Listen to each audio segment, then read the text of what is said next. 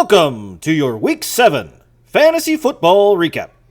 I'm your host, Grim Barflow, and a special thanks to Herb Earthflinger for trying to fill in these mighty big shoes. Let's talk about the elephant in the room straight away. Taking the polar opposite approach of the tight end mogul Chris, Grant opted not to start a single tight end this week against a strong opponent in Houday and the Blowfish. Not that it would have helped him any, as he was only able to muster 67 points.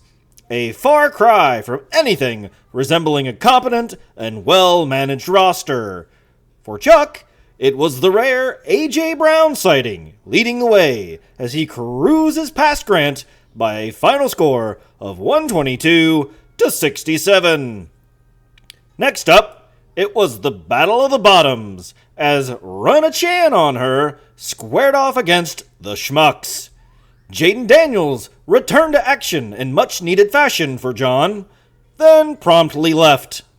What did matter for John was starting the inactive Jacoby Myers and the flop shows from Saquon Barkley, Rome Odunze, and Bill. All Logan needed was the booming 33 points from Jonathan Taylor to breeze past John by a final score of 120-85. Not the worst. Not even the second worst. Yes, outscoring not one, but two managers this week, it's Charlie Burgers, still handing out free wins, unless you are the Schmucks. Brian's Mutant Injigma Turtles easily handles business by a final score of 120-85. Our next duel pitted Tua Legit to Quit against Aaron's fuck-ups. Not even the 40 points Mike left on his bench by Bo Nix would have been enough to overcome the litany of no-shows from the rest of his roster. Dallas Goedert, Tet McMillan, Nico Collins, Alvin Kamara, Ashton Genty, basically any player that wasn't a quarterback. Speaking of quarterbacks, Chris had no problem taking care of Mike thanks to his nursing home quarterbacks and a rekindled Jamar Chase. He gets the victory by a final of 173-111. And now, for the game of the week, let's head down to PAX Interference. PAX! Thanks, Krim. This week's featured match was a rematch of Finals Pass as I Dream of Rain and Io Manor duked it out against the Critical Hits.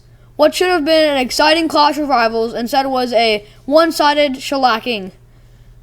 Derek has only been able to tally 3 points in the past 5 weeks, and this was yet another 0-point finish for him.